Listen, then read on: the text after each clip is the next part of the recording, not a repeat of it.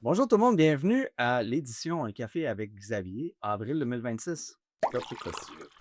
On commence avec l'appui donné à la ville de Mirabel concernant le tracé du TGV, train grande vitesse, qui est prévu emprunter le territoire des Laurentides, principalement sur le territoire de la ville de Mirabel. Donc, les revendications de la ville, évidemment, c'est de limiter l'impact sur les terres agricoles, c'est de privilégier un tracé qui longe les lots et qui surtout emprunte le site aéroportuaire de l'aéroport de Mirabel. La clé là-dedans, c'est le fait de demander une gare. Il y a énormément de population actuellement dans les Laurentides et il y a surtout une croissance démographique à venir. Vous connaissez tous les problèmes de congestion pour accéder à l'île de Laval et à l'île de Montréal. Donc, le potentiel de la clientèle qui pourrait concerner le TGV qui provient des Laurentides, c'est près de 700 000 personnes. Si on ajoute l'est de l'Outaouais et l'ouest de la Naudière, c'est un bassin de clientèle extrêmement important et intéressant qui pourrait alimenter le projet du train grande vitesse entre Québec et Toronto. L'avantage aussi que comporte le territoire des Laurentides, c'est que nous avons une population qui, à la fois, peut emprunter le tracé pour aller à Québec et aussi à Toronto.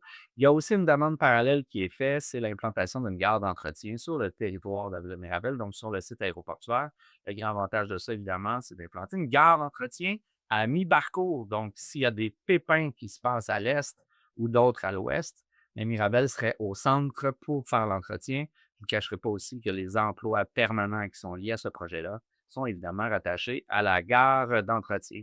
Donc, c'est pas seulement Saint-Colomban qui appuie le projet, c'est toutes les communautés des Laurentides. Donc, tous les territoires, les 7 MRC ainsi que la ville de Mirabel sont unanimes quant aux revendications faites par notre ville voisine. Et ça me fait plaisir d'être un des porte-parole pour défendre le dossier. Nous avons visité Ottawa il y a quelques semaines et ils ont fait des revendications auprès du ministre fédéral des Transports, Sylvain McKinnon, à cet effet-là. Ensuite, on a une autorisation de signature d'une entente avec le Centre d'entraide de Saint-Colomban dans le cadre de l'embauche d'un travailleur ou d'une travailleuse de rue. Donc, c'est un partenariat qu'on fait avec le Centre d'entraide de Saint-Colomban pour augmenter notre présence sur le territoire, puis surtout bien comprendre les besoins qui vont être partagés, échangés avec la communauté adolescente. On a eu au cours des dernières années beaucoup de problématiques liées au vandalisme. Notre objectif, c'est de bien comprendre et de bien répondre aux besoins des adolescents qui sont sur le territoire. Euh, c'est prioritairement le cas quand on voit des actes de vandalisme. C'est souvent des moments d'ennui d'une clientèle adolescente. Ça n'est pas que, mais c'est beaucoup ça. Donc, on va essayer de bien comprendre le besoin pour arriver avec des solutions qui nous permettent de mobiliser cette belle énergie que ces jeunes-là peuvent déployer ailleurs que sur des biens publics. Ensuite, on a un point, nous avons voté un point 2.3.4. C'est surtout pour faire un rappel, il va y avoir on initie les travaux qui vont mener à la réfection des barrages, du barrage du lac Légaré. Ça va être notre troisième barrage en moins de 5 ans auquel nous allons apporter des rectifications, des travaux. Donc, on a réalisé des travaux pour le lac Leveux, pour le lac Gauthier l'an dernier. Et là, on initie le tout pour le lac Légaré. C'est un barrage important. J'ai vu un peu les projets initiaux d'ingénierie qui vont caractériser les travaux sur le lac Légaré. Donc, c'est toujours des ouvrages d'ingénierie assez intéressants. C'est pas mal ce qu'il y a de plus, j'ai envie de dire, génial sur le territoire en matière de génie. Donc, il y a une capacité, une force G qui est associée euh, au lac, aux inondations. Il faut gérer les crues printanières. On est en plein dedans actuellement. Il pleut depuis quelques jours. On regarde des rivières. Donc, c'est important de bien construire, bien rénover ces barrages-là pour qu'on soit capable de gérer les coups d'eau que le territoire nous génère à chaque printemps, mais sinon durant des épisodes de forte pluie. Nous avons aussi procédé aux premières manœuvres qui vont mener à la poursuite du sentier multifonctionnel sur le lac Rinfret. Donc, on a voté une résolution pour l'acquisition d'une certitude le long du lac Rinfret. C'est la première étape à réaliser dans le but de faire des travaux pour prolonger le sentier multifonctionnel. Donc, on est un petit peu au nord de l'école du lac Rinfret. On va passer en arrière-eau pour une grande partie. On va aller rejoindre la rue du Lac-Crainfait jusqu'à la rue des Roselins. Puis ça, c'est vraiment important parce qu'on va pouvoir aller se connecter sur un sentier sur la rue des Tourterelles. Ça va nous permettre, en connectant ces deux secteurs-là, de proposer un itinéraire parallèle à la montée de l'église sur des rues résidentielles. Si vous comprenez bien, on va pouvoir connecter des quartiers qui ne se parlaient pas auparavant, puis qui va nous permettre d'accéder, évidemment, de manière plus sécuritaire au centre-ville de Saint-Colomban. Les points suivants, 3.2, 3.3, sont liés à une modification de la stratégie pour mettre en valeur le site de Gaffney Kennedy. La maison Gaffney Kennedy est dans un état de décomposition assez avancé, j'oserais dire. On a travaillé en amont avec les architectes, l'imposition de normes, l'imposition de visions qui sont issues des architectes, bien, ça nuit énormément à la mise en valeur du patrimoine, si bien qu'on change de stratégie. Donc, au lieu d'aller vers une stratégie qui vient citer le site patrimonial de Daphne Kennedy, on vient plutôt l'identifier comme lieu historique. Donc, cet élément théorique-là va nous soustraire à des responsabilités de restauration de patrimoine. Notre intention, ce n'est pas d'oublier la maison Daphne Kennedy, c'est de changer de stratégie pour faire une espèce de mise en valeur, d'hommage à ce que représente la maison, sans se porter garant de l'obligation de restaurer intégralement la maison, donc de récupérer les planches, récupérer les fenêtres. Ce qu'on veut faire, c'est de ramener la maison dans le paysage, mais sans être obligé de travailler sur une vieille coquille qui est désuète et très, très complexe. Elle est très, très abîmée. Et de travailler dans un projet de restauration, on était au-delà de 2 millions de dollars. Donc, avec la nouvelle stratégie, on économise près de 1,5 à 1,6 millions, tout en gardant l'importance du lieu historique que représente Gaffney Kennedy et de garder aussi l'intégrité de ce qu'était l'architecture de la maison. Donc, le projet sur lequel on s'enligne, c'est de faire une reconstruction à neuf de la maison sous le même principe architectural euh, qui ont mené à la construction de cette propriété. Donc, c'est évidemment fondamentalement une décision financière qui est prise ici, mais on voulait pas négliger l'importance historique de cette maison-là.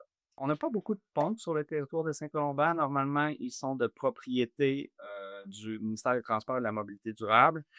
Certains, on a des responsabilités, même si le MTMD n'est pas propriétaire. Donc, c'est le cas, par exemple, du pont de la Côte-Saint-Patrick. Donc, on octroie des contrats pour faire une réhabilitation de ces ponts-là. Souvent, notre responsabilité, c'est la surface de roulement et la structure incombe au ministère du Transport et de la Mobilité durable. Mais nous possédons quand même quelques ponts, dont le pont Bonnet-Bras, qui est le pont du domaine Berriot. Donc, il y a deux résolutions qui vont en ce sens-là. Donc, on commence là, dans le cas du pont du domaine Berriot, le cas de contrat pour les services professionnels en ingénierie civile. Donc, pour ceux qui ont déjà emprunté ce secteur-là, c'est un pont qui est quand même âgé. Il y a des remparts en bois. On a sécurisé ça il y a quelques années, mais là, on est vraiment dû pour faire une mise à jour quant à la sécurité puis la façon dont ce pont-là est constitué. Tandis que pour les réhabilitations des ponts de Bonnet-Bras qui est pour Saint-Patrick, on vient vraiment refaire les surfaces de planage. Donc, il y a beaucoup de planches de bois qui étaient extrêmement abîmées. Donc, on vient moderniser, j'ai envie de dire, changer la surface de circulation où on peut circuler et remplacer les planches. Ensuite, 4.2.3, quoi de contrat service professionnel de gestion des aqueducs privés, Cœur des Cascades et Le Châtelet. Pour ceux qui suivent ces capsules ou ce café de manière assidue, vous savez peut-être que nous avions donné un contrat d'entretien des aqueducs seulement pour les 12 derniers mois, étant donné que nous n'étions pas propriétaires. Le scénario se précise bien qu'il n'est pas conclu. Cela dit, on est allé de l'avant pour donner un offre contrat pour les 30 prochains mois concernant la gestion de ces aqueducs-là. Donc, c'est la prise d'échantillonnage, le suivi de la qualité de l'eau, les interventions si nécessaire dans le cas où euh, le besoin se ferait sentir. Donc, pourquoi 30 mois? On coordonne la date d'échéance de ces contrats-là avec nos autres contrats qui caractérisent la gestion des aqueducs qui sont déjà sous notre charge, donc les aqueducs publics, dans le but d'arriver à la fin de tous ces contrats-là à la même date pour qu'on puisse renouveler un contrat global pour la gestion de tous les aqueducs. On travaille comme ça parce qu'évidemment, ça nous génère des économies d'échelle. Plus on a d'aqueducs sous contrat, ben plus on est capable d'avoir un prix par porte ou un prix par aqueduc plus intéressant. Donc, voilà pourquoi c'est 30 mois pour ce contrat-là et que le montant est un petit peu plus important que ce qui avait été octroyé l'an dernier. On vient octroyer une aide financière au Club d'âge d'or de Saint-Colomban. Deux aides financières, d'abord en 2 500 $ pour leur activité courante pour l'année 2026 et on vient aussi octroyer un financement de 2 500 $ supplémentaires pour l'organisation de leur 50e anniversaire cette année. J'en profite d'ailleurs, je l'ai fait en séance municipale hier. Je veux prendre le temps à mon nom personnel, au nom du conseil municipal et même des employés de la ville de Saint-Colomban qui ont pu côtoyer la personne. On veut offrir nos condoléances, donc nos sympathies à la famille de Béatrice Daou. Béatrice Daou est une bénévole extrêmement engagée sur le territoire, notamment au sein du mouvement des personnes handicapées de Saint-Colomban et Saint-Canute, mais surtout au sein de la fabrique de Saint-Colomban. Donc, Béatrice Daou, pour ceux qui ont pu la croiser dans les différents événements au cours des dernières années, c'était une toute petite dame avec un énorme cœur, une grande générosité, toujours disponible pour aider les organismes qui en avaient besoin. Donc, sa présence va nous manquer. Que de bons souvenirs. Je souhaite le meilleur à la famille. Je souhaite surtout que les plus beaux souvenirs perdurent dans la mémoire des membres de sa famille le plus longtemps possible. C'est important de bien s'hydrater avant de passer à la fabuleuse catégorie questions du public. Donc, je pige une question et je ne sais jamais qu'est-ce qui m'attend à l'intérieur de cette urne. Fabrice Pion, avez-vous des projets de développement de parcs nature ou de sentiers pédestres? Nous avons plusieurs projets qui sont à différentes étapes selon le projet dont il est question. Je peux commencer par la connexion ou le prolongement du sentier du lac Rainfray qui va rejoindre la rue des Roselins pour aller se brancher sur la rue des Tourterelles.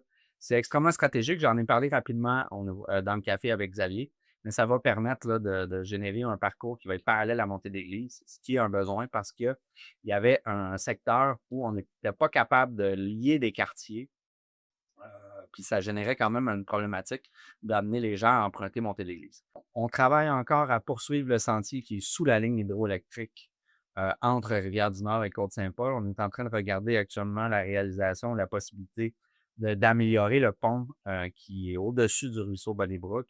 Il y a une stratégie aussi d'attacher ça avec la rue des Générations.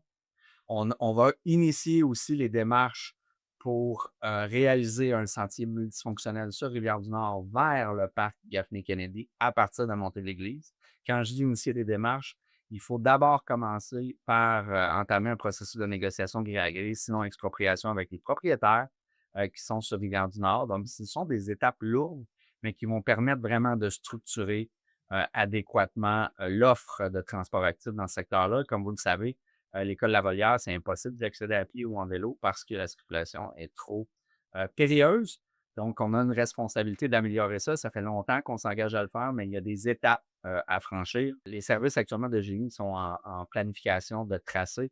Et suivant ce tracé-là, ça va nous donner vraiment une bonne idée de quelle emprise on a besoin d'aller acquérir pour faire le projet. Ensuite, avec le projet du domaine Saint-Nicolas, donc qui est sur Saint-Nicolas, secteur nord, on est venu travailler sur l'acquisition de sentiers puis le développement de sentiers entre les segments de la rue Jacques qui ne sont pas interreliés. Ça, c'est important parce que ça forçait les gens à descendre sur Montée Saint-Nicolas pour aller rejoindre un autre secteur de la rue Jacques. Donc, sous le même principe de Montée l'Église, c'est un détour énorme. On le sait qu'il y a des voisins il y a des amis, des enfants qui se fréquentent dans ce secteur-là. Et il y avait vraiment une fracture naturelle, une fracture géographique qui empêchait les gens de cohabiter. On travaille aussi à réaliser les sentiers dans ce secteur-là. Comme vous voyez, on est très diversifié sur le territoire. On essaie de régler des petits pépins qu'on a acquis un peu du passé. Puis il y a beaucoup d'autres secteurs actuellement où on regarde la pérennisation des sentiers. Il y a beaucoup de sentiers qui ont été développés à l'intérieur de la ville de manière privée. On le sait qu'ils existent parce qu'on a fait une espèce de plan des sentiers il y a quelques années avec la géolocalisation, la géomatique. On les a vraiment tout intégrés à l'intérieur d'une carte. Donc maintenant, quand on voit des promoteurs ou quand on voit des gens qui veulent développer qui nous proposent des projets de développement dans des secteurs où on sait que ces sentiers-là existent. Une des intentions du conseil, puis les décisions passées nous l'ont prouvé, c'est vraiment d'aller sécuriser ces sentiers-là, c'est de réaliser des ententes, c'est d'aller les acquérir en frais de parc, en fonds de parc et frais de parc pour terrain de jeu, dans le but là, de vraiment offrir l'opportunité à vous, à nous tous, de pouvoir fréquenter ces sentiers-là, puis de vraiment profiter de l'existence de la forêt qui nous entoure. Voilà, Monsieur Pion, j'espère que c'était complet comme réponse. C'est une question qui est en éternel développement parce que le territoire permet vraiment un potentiel exceptionnel de réalisation de sentiers.